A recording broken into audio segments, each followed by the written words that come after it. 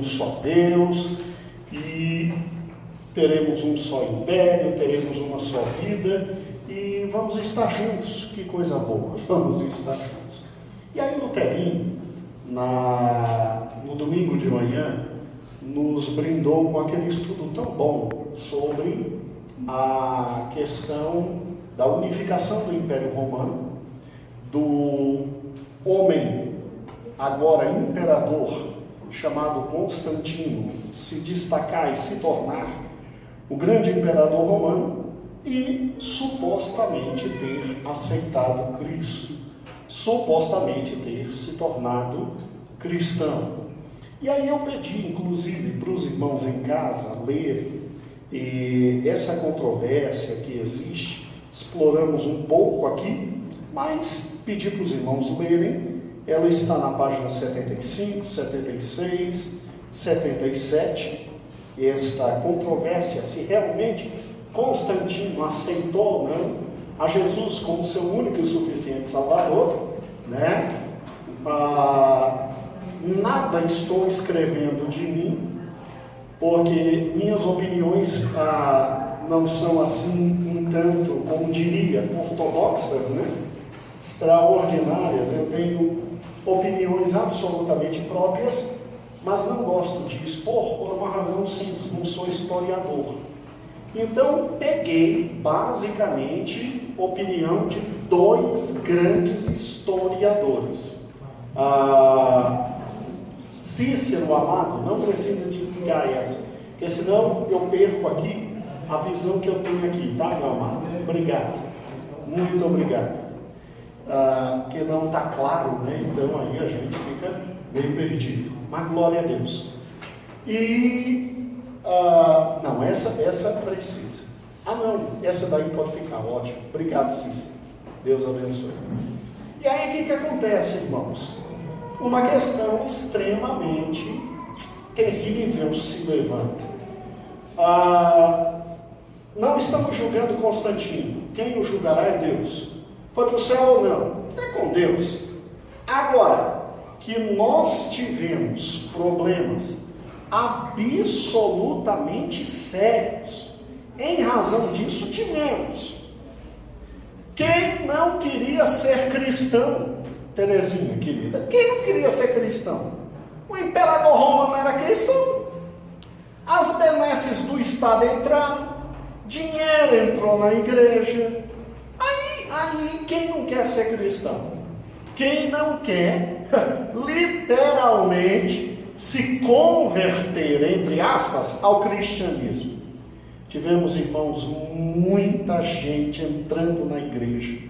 Um bando de cristãos só nominais, como nós vimos. Brigas horríveis começando a existir dentro da igreja por causa do poder e do dinheiro, que nós não tínhamos, agora passamos a viver de acordo com o poder e o dinheiro. Brigas horríveis.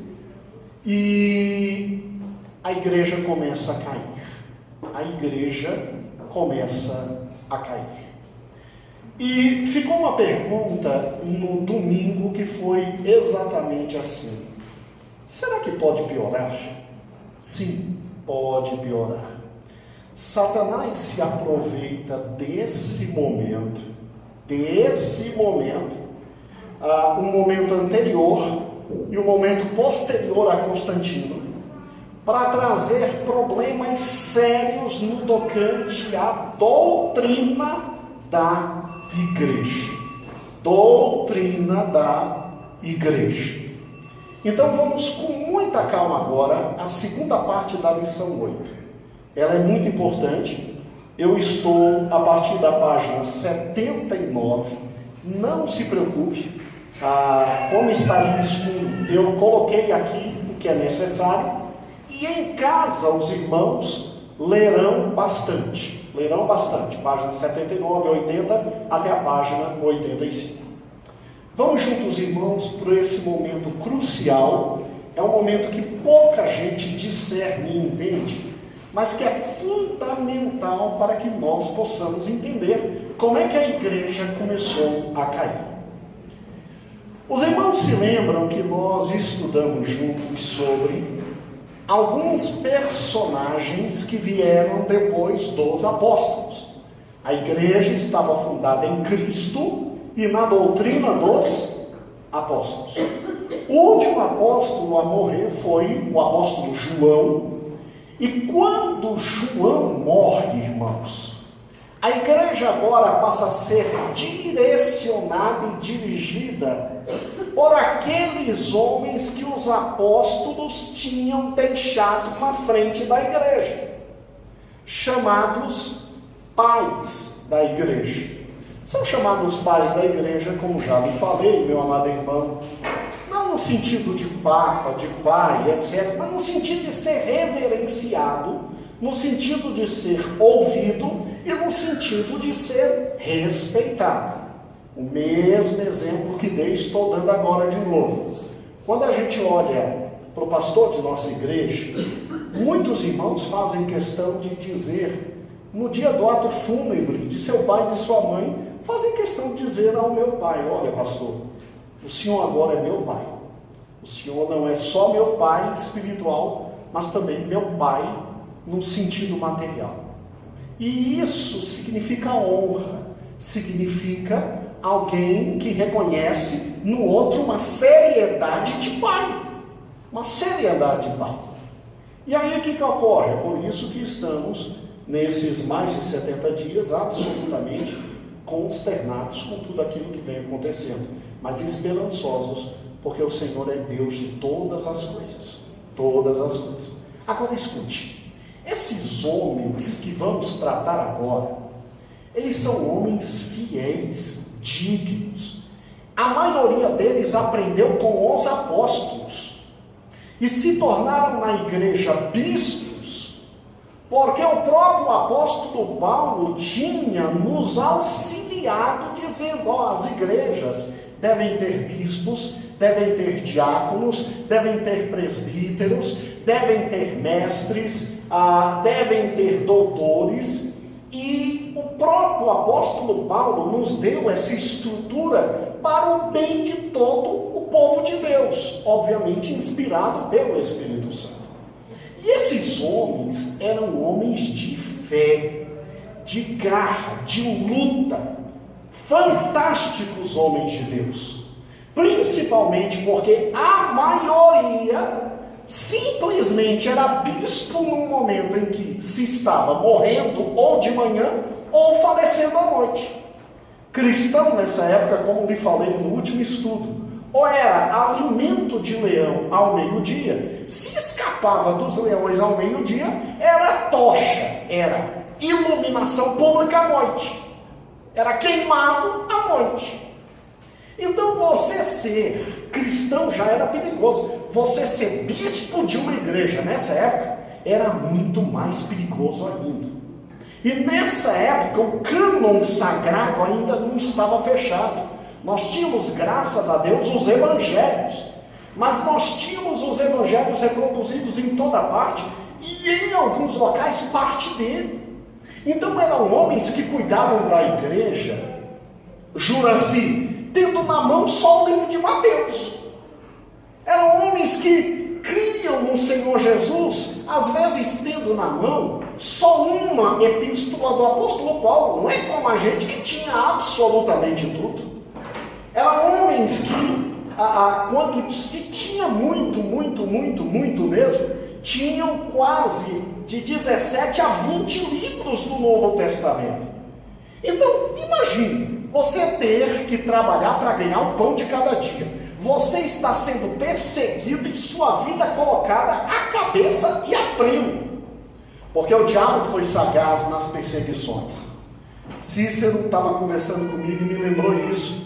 As perseguições não eram contínuas. Tinha perseguição, parava um pouquinho, mamãe. Tinha outra perseguição, parava um pouquinho. Esse momento que parava, a igreja respirava. Mas aí o que acontecia? Os líderes vinham e tentavam reorganizar todas as coisas, compreendeu? Quando a cara do líder aparecia, na outra perseguição ele estava morto. Na outra perseguição, ele e a família estavam mortos. Então eram homens de Deus.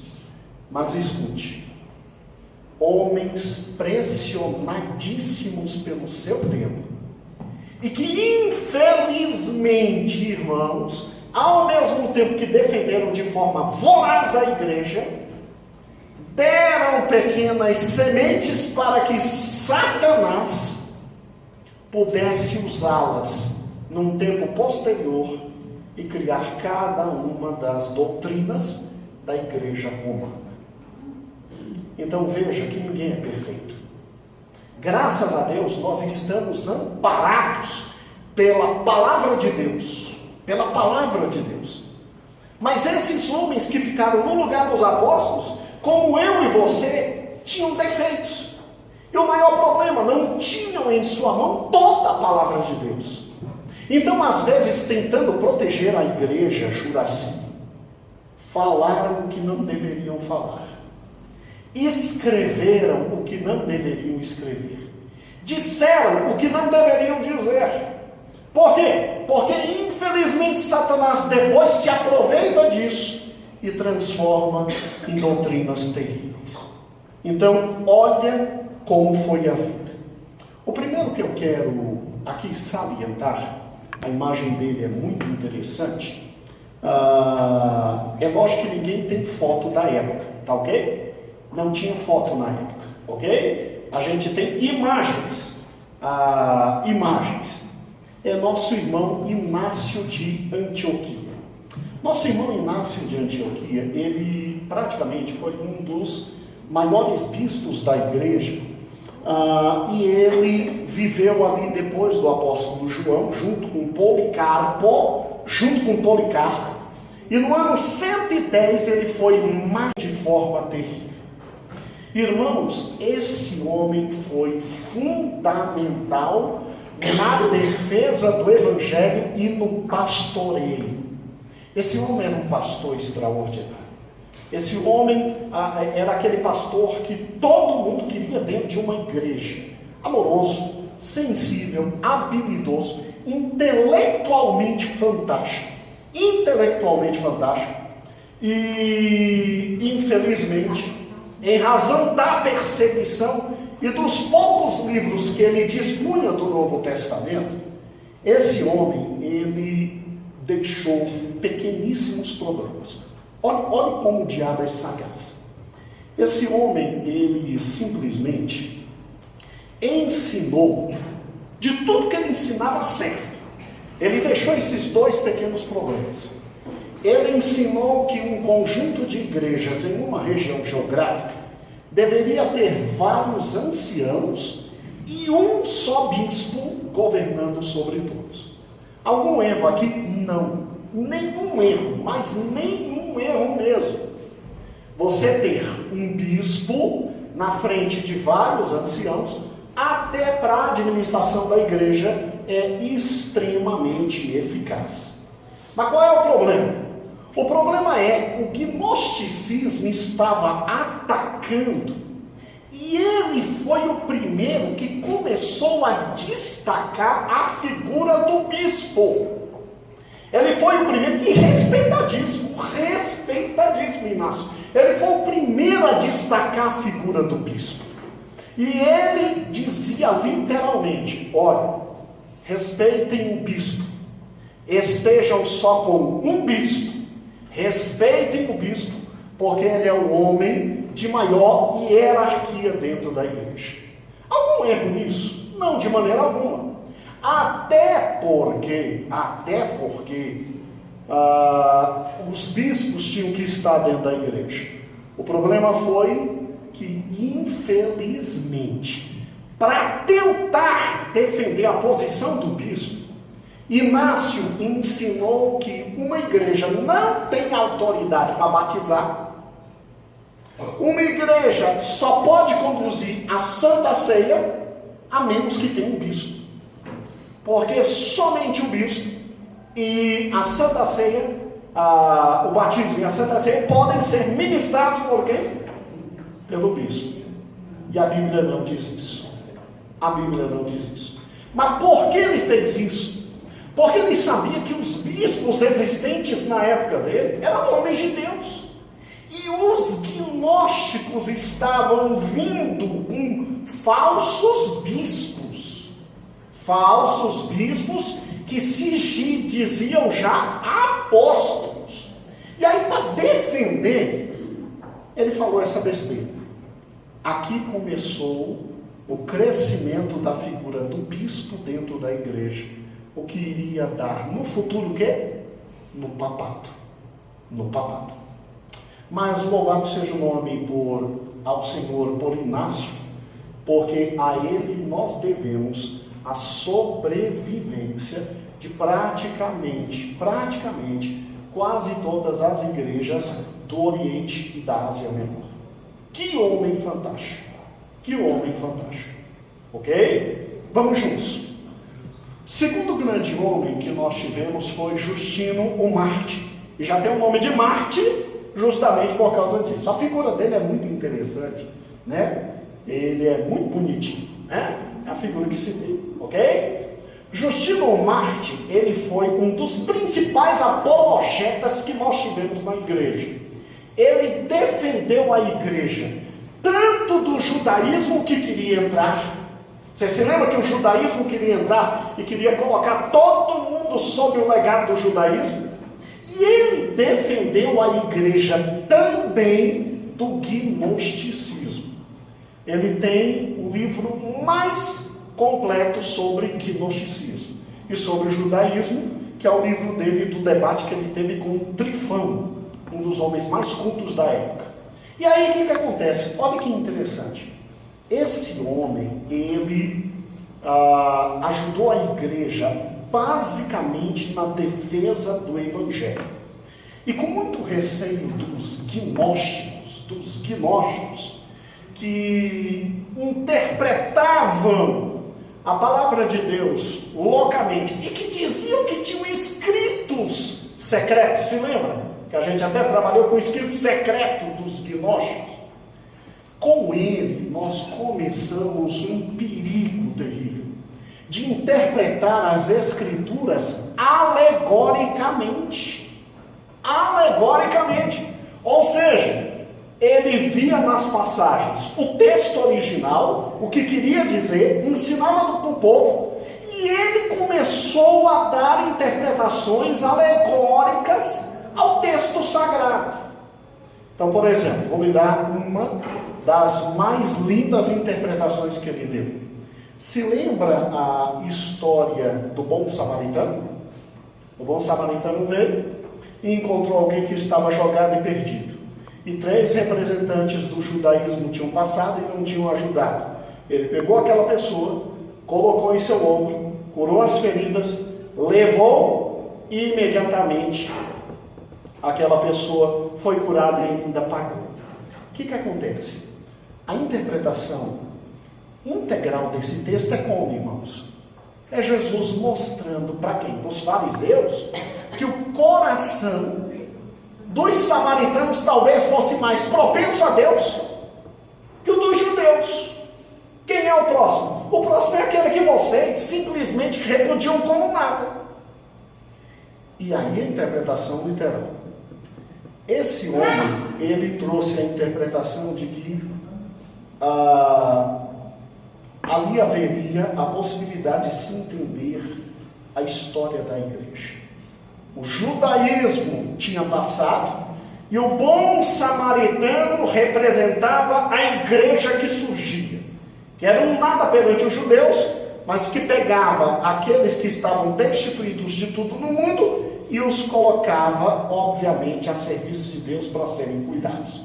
Então, o bom samaritano era Jesus Cristo, que levava o pecador para dentro da igreja, a igreja tinha que cuidar dele por 2 dias, que era o tempo que Jesus voltaria, e aí todo mundo seria salvo. Quer dizer, é uma interpretação correta ou errada? Eu não vou dizer isso.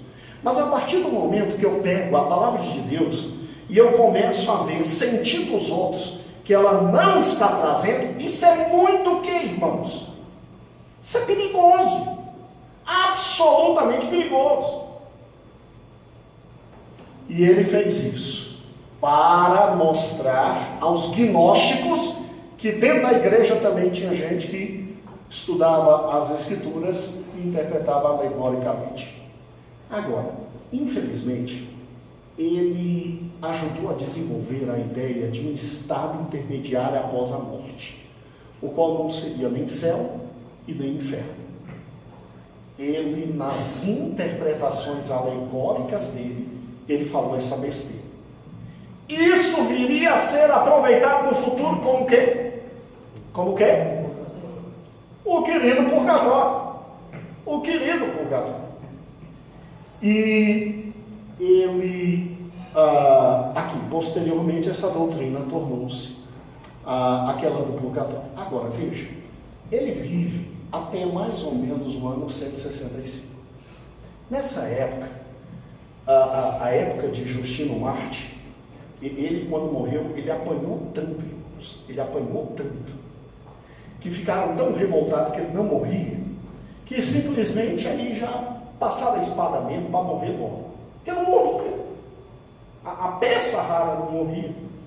Então veja, a contribuição dele para o Evangelho foi tão grande, com o livro Diálogo com Trifo, a defesa contra o judaísmo, e depois a defesa contra o gnosticismo, foi tão grande, tão grande, tão grande, tão grande.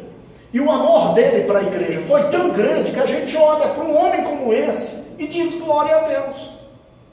Mas infelizmente, em um daqueles momentos em que ele está pensando sozinho, e por causa da posição dele de bispo, ele não subordina o seu pensamento a outros irmãos, ele me deixa uma besteira dessa.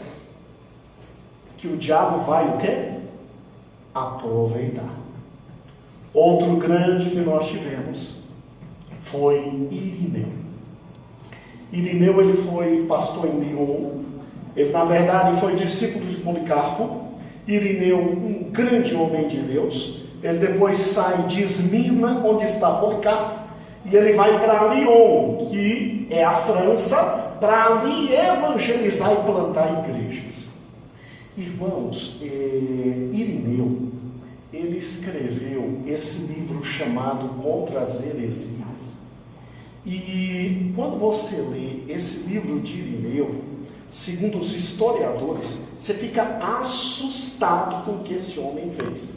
Ele pegou cada uma das heresias da época, gnosticismo, monarquianismo, todas as heresias, e ele combateu. Um homem grande da parte de Deus, combateu um a um. Mas o que acontece? Também no meio de tanto problema, tanta pancadaria, tanta perseguição, ele se juntou com outros para apoiar a autoridade dos bispos. Ou seja, os gnósticos, toda vez que entravam nas igrejas, diziam que eram maiores que os bispos, porque eles, gnósticos, se diziam apóstolos. Apóstolos. E aí os irmãos do primeiro século tinham que defender que Jesus deixou apóstolos e que os apóstolos tinham acabado o seu mistério e que ninguém mais era apóstolo. Então, os sucessores dos apóstolos eram quem? Eram quem? Os bispos. E aí, Terezinha, um problema. Para defender os bispos contra quem? Os gnósticos, os falsos, exaltaram muito os bispos. Exaltaram muito os bispos. E aí vai chegar um momento na história em que o bispo de Roma vai querer se tornar o bispo dos bispos. E aí o que acontece? Bem, ele infelizmente defendeu que a tradição da igreja estava acima das escrituras, ou seja, tudo aquilo que os bispos reunidos decidiram sobre a igreja tinha validade maior do que o quê? A própria Bíblia. Do que a própria Bíblia. Tanto é que nessa época a Bíblia não estava tão estabelecida. E óbvio, infelizmente, todo homem tem isso. A gente tem uma parte da Bíblia que a gente interpreta errada e está pensando que está abafando. Esse nosso amado irmão, ele foi o primeiro a dizer que na Santa Ceia, a presença de Cristo é real e viva. Jesus está no pão e Jesus está no vinho. Isso depois a Igreja Católica toma para si e chama de transubstanciação. Quer dizer, podia ficar um pouquinho mais calado, mas eles lutavam. E no meio da luta escapulia uma ou duas coisas.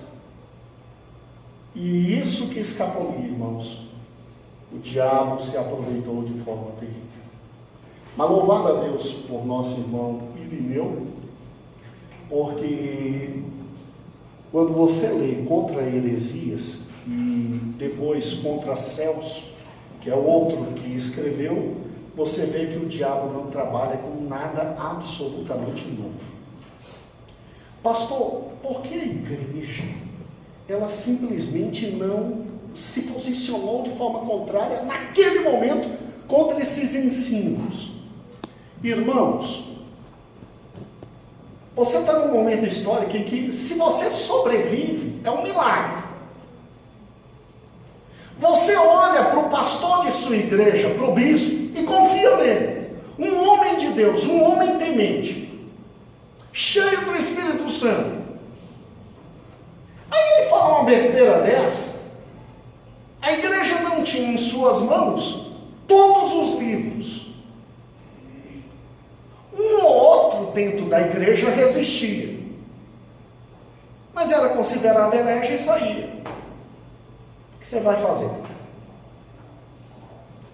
Vamos juntos? Clemente de Alexandria. Irmãos, esse homem foi terrível. Esse homem, infelizmente, foi terrível. Por gentileza, Jojo.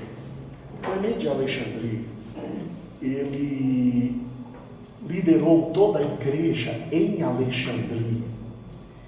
E a escola teológica de Alexandria dizia assim: a Bíblia não pode ser interpretada literalmente. A Bíblia toda ela, do seu início até o seu final, é alegórica.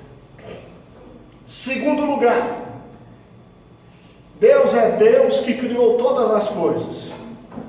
Então não há problema nenhum em o crente desfrutar da cultura, as bênçãos que se tem na cultura. Por quê? Porque Aristóteles, Platão, naquilo que eles erraram. Mas naquilo que eles falaram corretamente, eles estavam sendo guiados por Deus, porque verdade é verdade. Vinda de qualquer canto, verdade é, e sempre vem de Deus, não importa o instrumento. Gente, esse homem, ele era alguém tão extraordinário, porque ele era carismático, inteligente, bonitão, um grande pastor, e quem não quer estar na igreja do tudo pode? Quem não quer estar na igreja do tudo pode?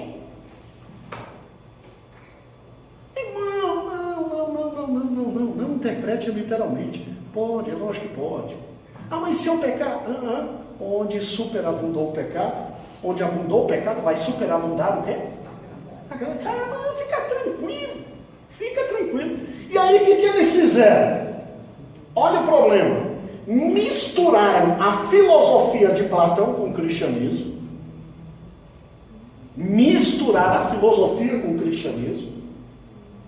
E é óbvio que daqui vem algumas doutrinas básicas, como purgatório, e a crença de que todo homem será salvo, ou seja, universalismo, porque Deus é tão bom que Deus não vai jogar no inferno todas as coisas que Ele criou.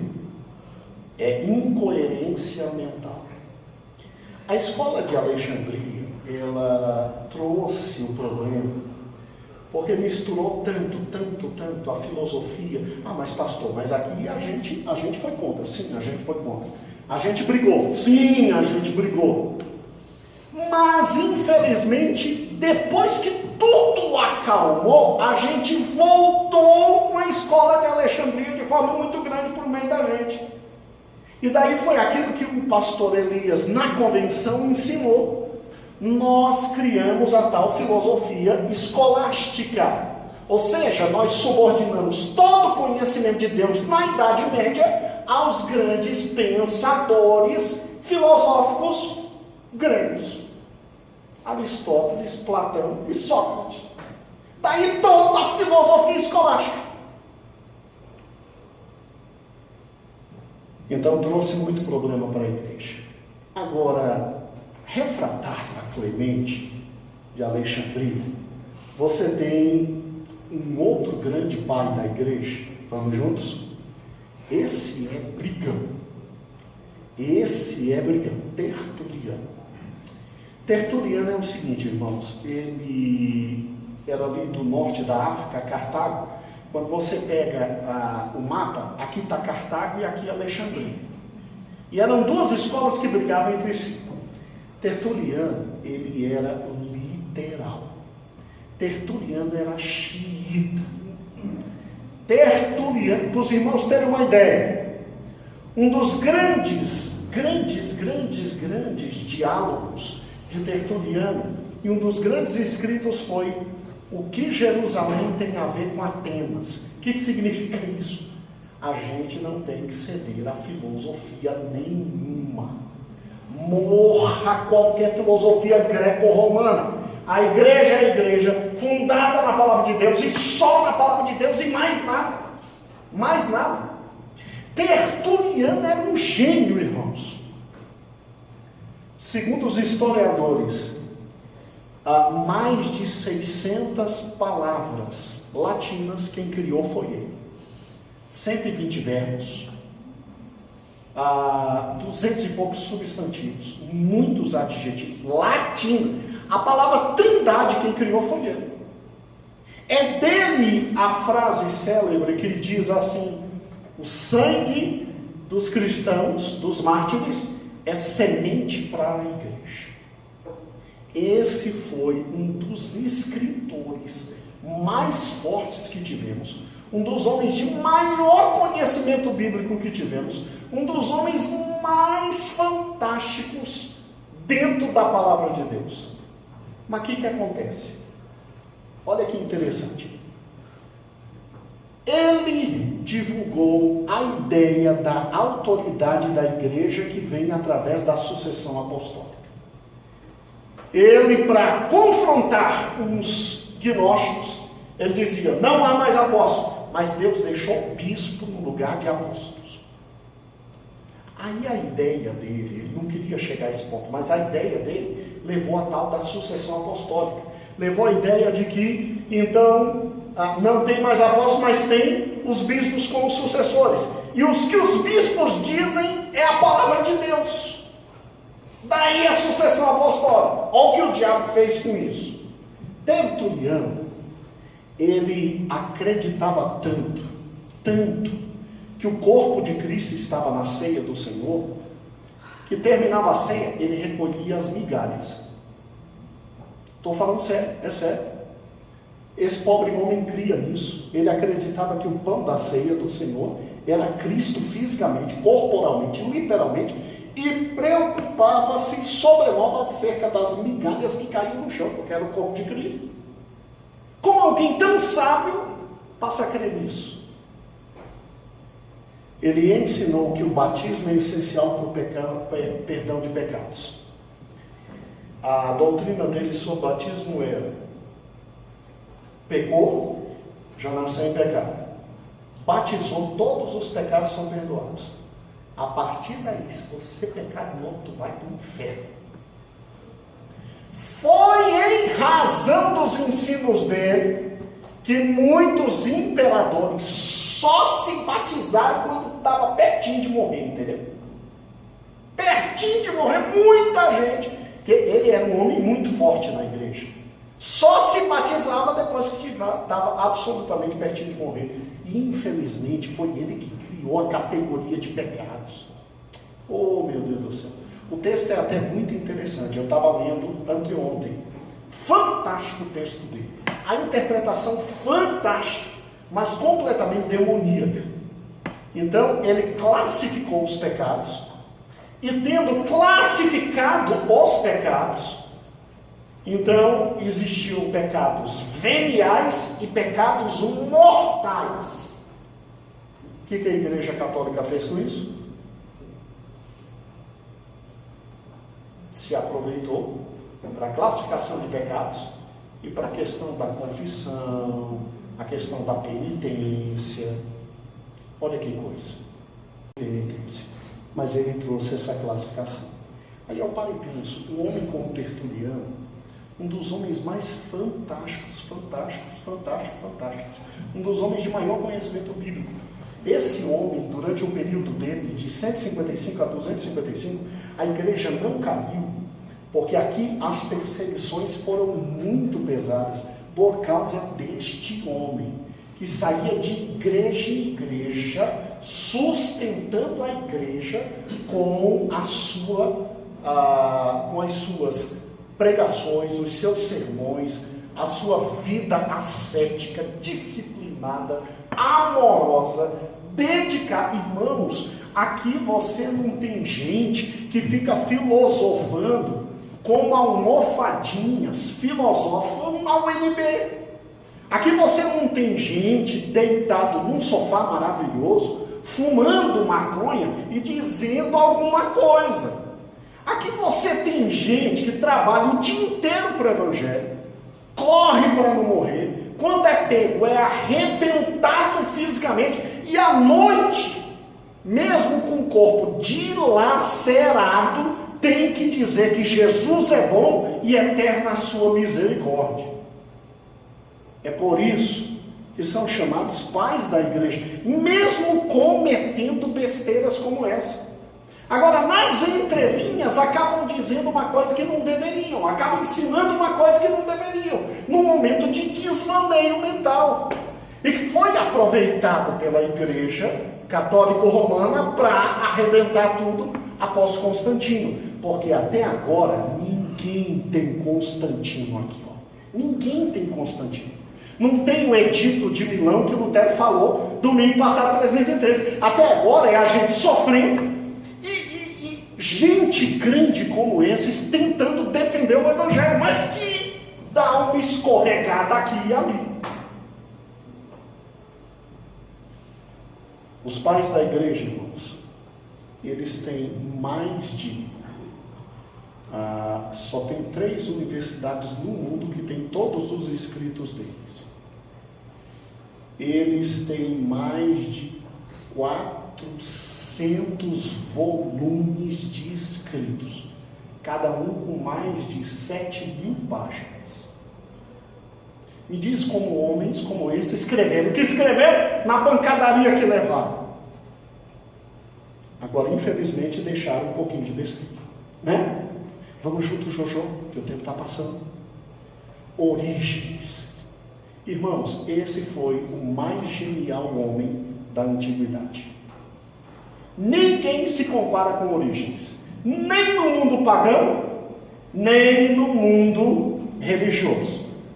Agora, Orígenes, todos os grandes historiadores dizem assim: naquilo que ele falou corretamente, ele é insuperável, mas também naquilo que ele errou, ele é insuperável, de tão ruim que foi.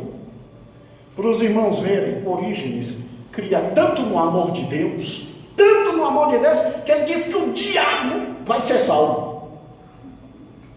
Sim, a gente ri hoje, porque a gente tem a escritura todinha na mão. Mas, fantástico esse homem. No que ele era ruim, ele era muito ruim, né? Mas vamos juntos. Glória a Deus pela vida de Orígenes. Por quê? Ele foi discípulo de quem? De Clemente de Alexandria. Orígenes foi o primeiro homem que pegou todos os textos do Velho Testamento, todos, e simplesmente leu todos. Ele sabia tanto as línguas originais que ele descartou tudo que era errado em matéria de línguas originais e nos deu o texto correto do Velho Testamento. Todas as Bíblias são originárias do texto dele. E ele provou dentro da igreja, porque os outros textos eram errados. Irmãos, por Cristo, quem é que consegue se preocupar com o texto do Velho Testamento quando metade do povo está morrendo? Se não alguém levantado por Deus. Porque ele dizia, olha, o Novo Testamento é a nova aliança. Mas para compreender o Novo Testamento, temos que ter o Velho Testamento certo. E ele pegava simplesmente textos do Velho Testamento e dizia, esse aqui está errado, por causa disso, a estrutura hebraica não é essa. O escritor aqui é um malandro, porque fez isso. E ele simplesmente selecionou para a igreja o texto correto do Velho Testamento. Orígenes simplesmente pegou os textos do Novo Testamento, separou os textos errados, os apócrifos incorretos, e ele nos legou dos 27 livros do Novo Testamento, 13 livros corretamente. Ele disse, isso aqui é original, e nos legou. E provando dentro da igreja, de manhã apanhando e à noite provando que aquele era o texto original, que a gente podia confiar, porque Orígenes foi levantado por Deus como grande intelectual para isso, porque os gnósticos olhavam para a cara da gente e diziam assim, vocês não sabem o que é texto correto e o que é texto incorreto, vocês não sabem. Vai acabar a bateria. Está acabando, né? Mas depois de Orígenes só vem Cipriano, e Cipriano eu pego aqui. Agora, Orígenes, tadinho, ele defendia o batismo infantil. Orígenes ensinou a regeneração de todas as coisas, inclusive do diabo. Falou um pouquinho de um estado intermediário, e também defendia a interpretação alegórica da palavra de Deus. Pode dizer que... Não, Jojo, só o último, para eles verem a cara. Cipriano. Ok? Cipriano. Tá? Pronto.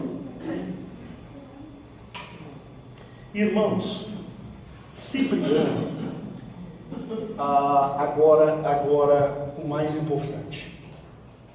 Cipriano, ele esteve num problema sério.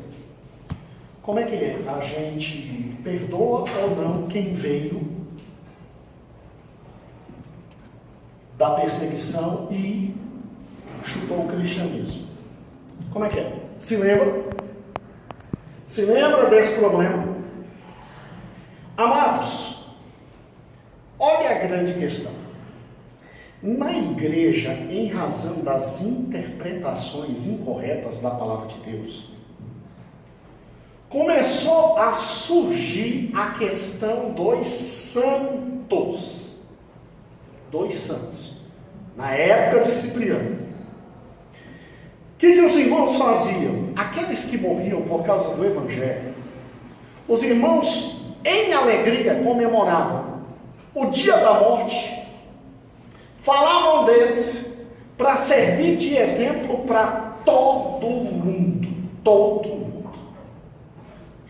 E aí, esses que estavam perto de morrer, começaram a escrever cartas dizendo assim, vou morrer por meu Salvador. Entretanto, meu irmão mais novo fugiu de casa. Minha irmã mais nova fugiu de casa. Meu primo fugiu de casa.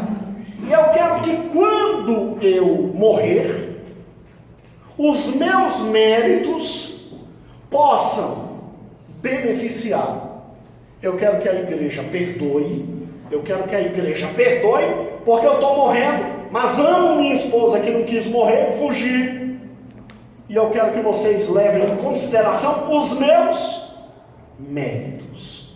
para perdoar. Cipriano estava no meio da confusão. Esse grande homem de Deus, o que ele tinha nas mãos? Ele tinha um problema.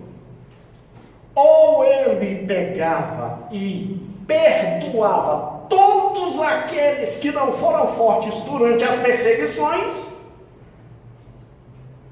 ou não perdoava.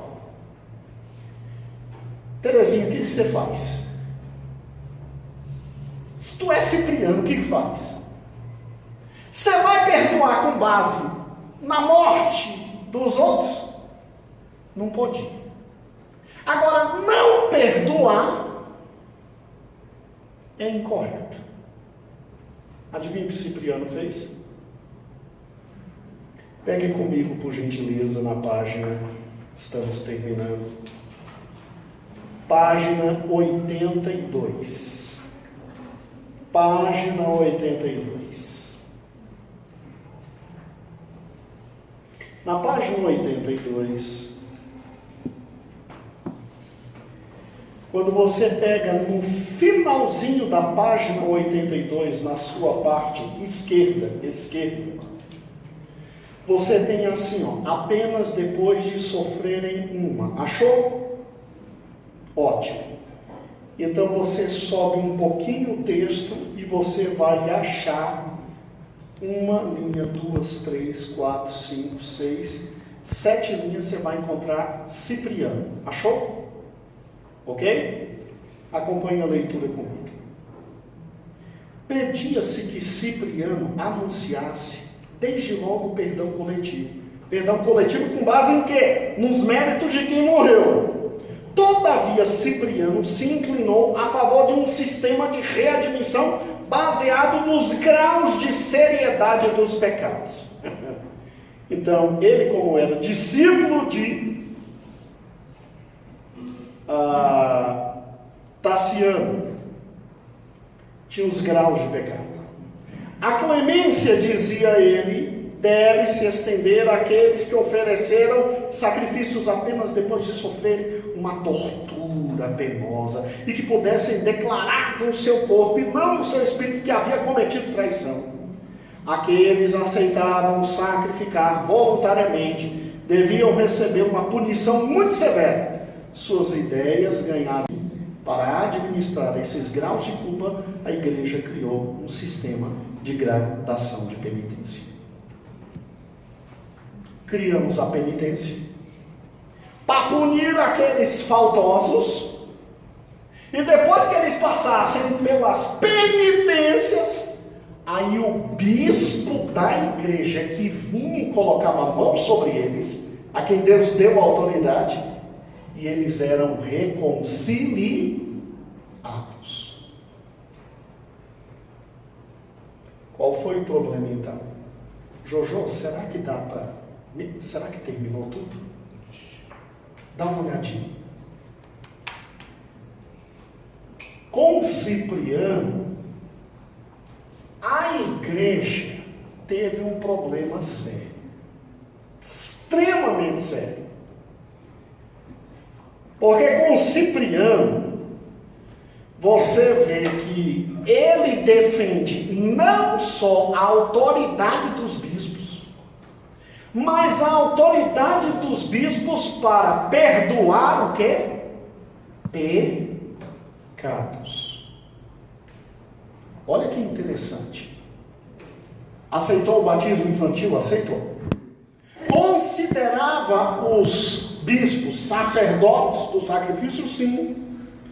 Considerava os bispos como intermediários entre Deus e o quê? E aqui surgiu a questão da penitência. 285. Desligue agora, meu filho. Irmãos, 313, Constantino tirou de nós a perseguição. Vamos juntos? Se durante a perseguição que a gente orava, jejuava, se arrebentava, buscava Deus, buscava o Senhor, os nossos grandes líderes cometer esses pequenos deslizes, e com esses pequenos deslizes vai se formando toda a teologia católico-romana. Você já imaginou as loucuras que os nossos líderes começaram a defender depois de Constantino? Porque até Constantino a gente estava apanhando. Até Constantino a gente estava arrebentado. Até Constantino a gente estava com a vida a perigo. Até Constantino os problemas eram sérios. A gente tinha que se livrar da agressão externa, que era Constantino e o Império Romano, da agressão interna, que eram as filosofias judaicas e platônicas. E nessa ânsia de defender a igreja do judaísmo e defender a igreja do platonismo, esses grandes homens de Deus escreveram tratados fantásticos sobre igreja e Bíblia e Palavra de Deus. Mas no meio desses tratados, Juraci, uma vírgulazinha, que depois foi aproveitada por homens gananciosos de o quê? De o quê? De o quê?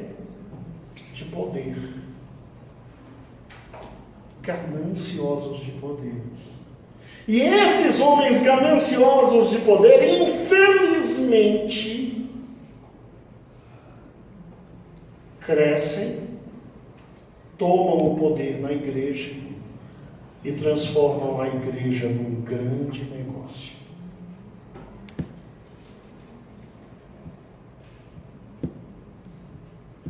Irmãos, é incrível,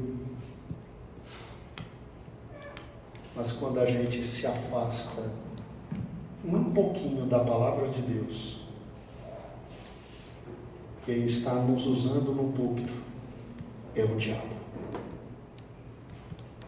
Quem nos usa em casa é o diabo. Quem fala por nós é o diabo.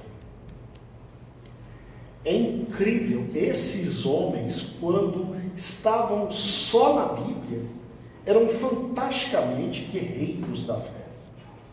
Mas quando saíam um pouquinho, com pensamentos próprios, filosofias próprias, arrumaram essas pequenas vírgulas que vão se transformar em todas aquelas doutrinas que estudamos ano passado, dentro da igreja. Mas louvado seja o nome do Senhor por cada uma delas. Por isso que não é nem para a esquerda, nem para a direita.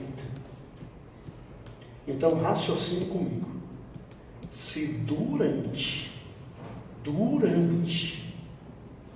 as perseguições a igreja permaneceu viva por um ato de misericórdia do Espírito Santo, em razão desses grandes heróis da fé, que mesmo vivendo erraram poucas coisas, hoje a igreja só existe, irmãos, porque Deus é Deus e Cristo disse: as portas do inferno não prevalecerão.